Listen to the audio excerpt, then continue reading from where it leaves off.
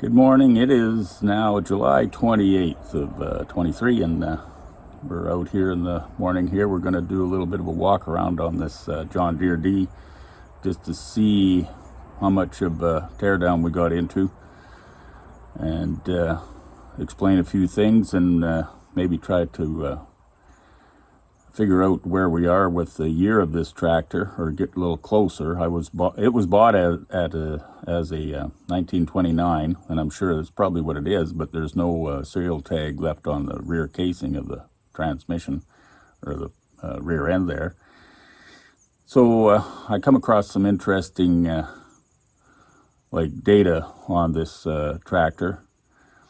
We got the head off it and we measured the bore, which is 6 3/4 inch by a 7-inch stroke, which makes it a 501 cubic inch engine.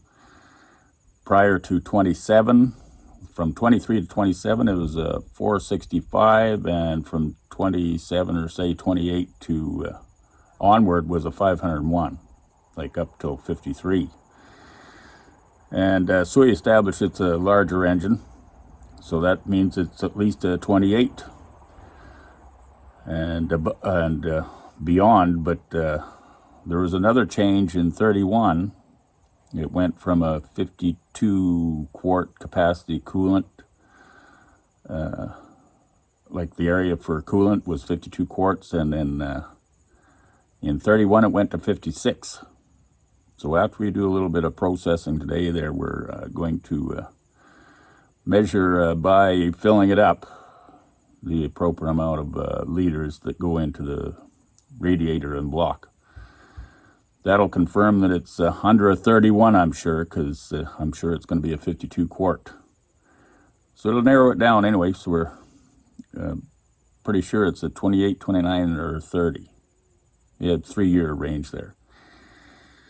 Anyway, we'll walk around. We'll just show you a few of the problem areas in this machine. Right off the hop there, it's the radiator core. It's been marked up by different things that are getting in between the fan and the cores there, so it's a couple of tubes have been compromised. I got a plan that I'm going to be able to fix up these tubes, which involves taking off the top header.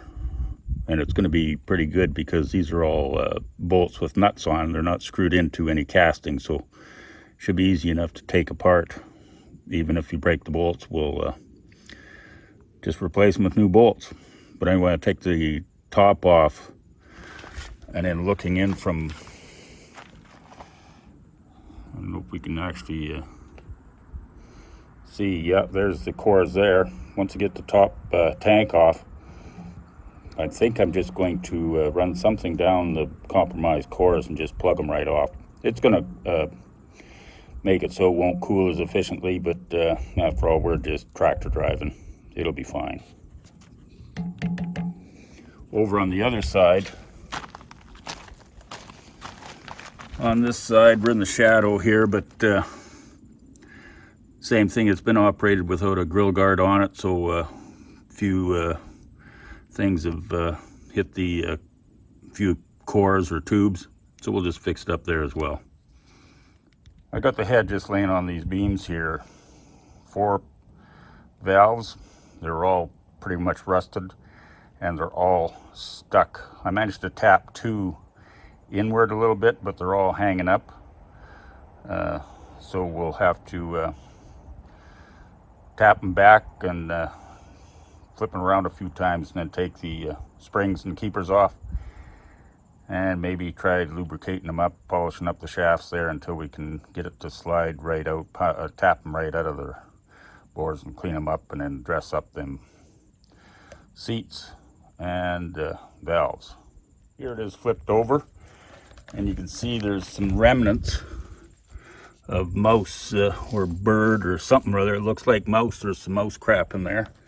Kind of gross, so that's a lot of urine damage and stuff like that. Rusted them. You can see all the valves are lifted up. Wonder if I can just reach for a little hammer here and tap them down.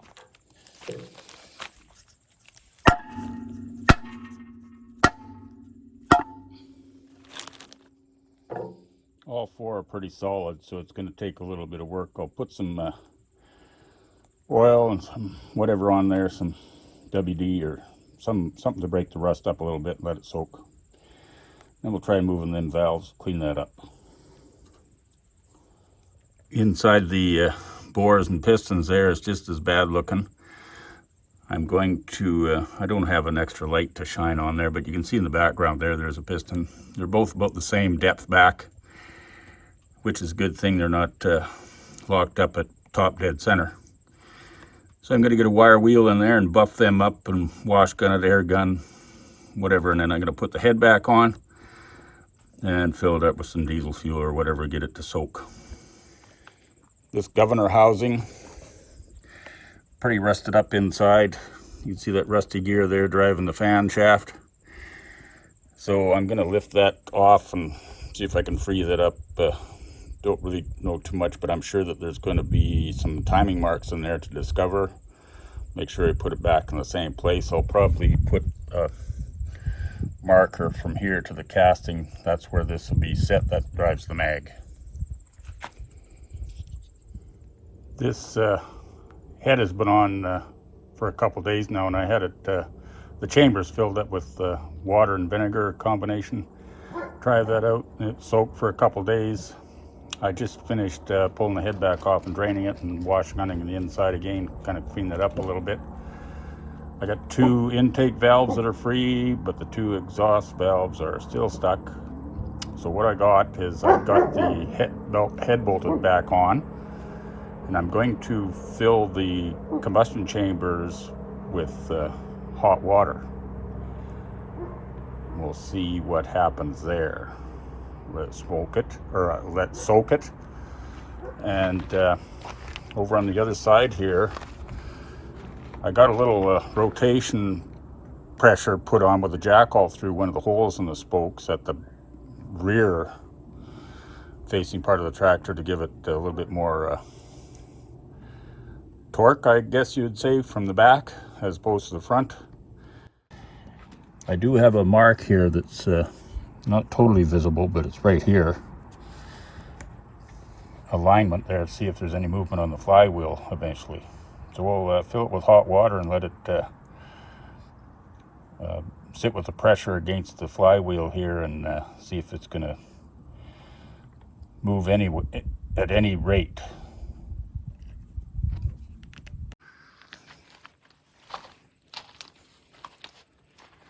Okay, we got this ready to go again. I got my boiling water here. I got my flywheel marked over there, jack in the flywheel to put a rotational pressure on it. So we're going to put some hot water down the ports here and see what happens.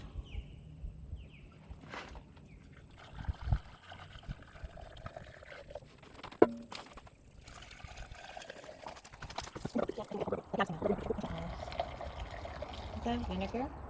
No, just straight boiling water. It's been a few days now and I've changed my plan here. I last had it filled up with water, and according to the mark on the flywheel over there on the far side, it hasn't moved a bit. And even though I had mounted to the flywheel a crowbar, like a long bar with a pipe on it, and I hung off it every once in a while, just putting some extra torque and weight on it, to add the jackal in the flywheel hole, putting a little rotational torque to it. But I've abandoned that hot water thing. That wasn't going anywhere. So what I did was I took the head off, and then I put a 4x4 block of wood the right distance between the head and the face of the piston. As you can see, there's still a gap between the head and the block. I've got that side of all the head bolts tightened up, putting pressure on that block, pushing that piston back, and that still has not moved. So what I think I'm going to have to change plan again. And what I'm going to do is, first off, I'm going to lift the governor housing.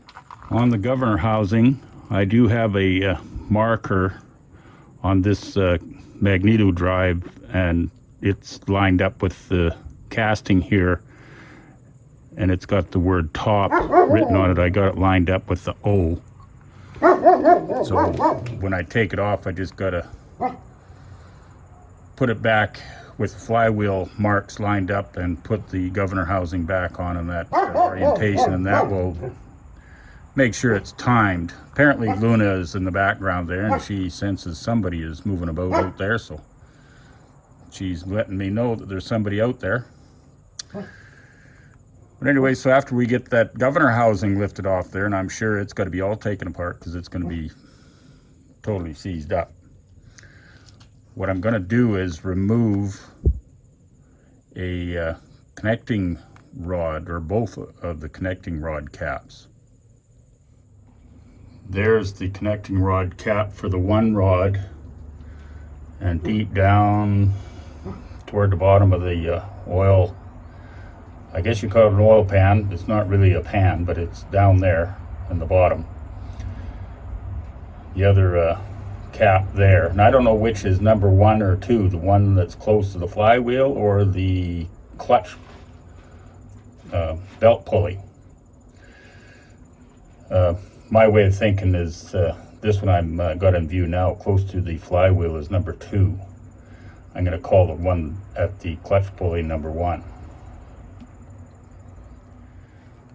Once I get those rod caps off, I'm going to I will take the head off first, clean it out again with a wash gun, but I'll put a new 4x4 in there at the proper length, pushing off of that same piston, the number 1, not sure which, but anyway, so we're going to push off there, being that the rod caps are loose on this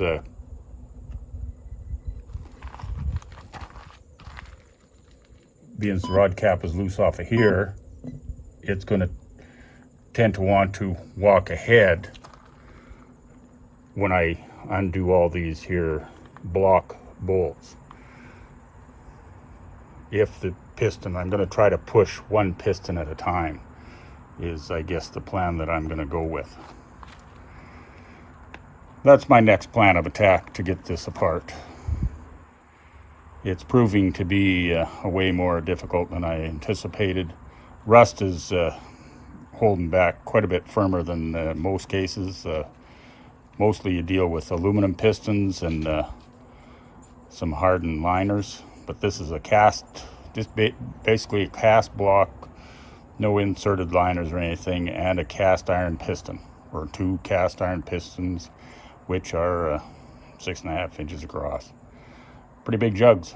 So I think she's just froze solid. I might end up taking this into town and having it pressed apart, and hopefully we can save most, if not all, of pistons and block. Well, that's going to wrap it up here at this point. We're going to sign off for now, and we'll catch up to you later.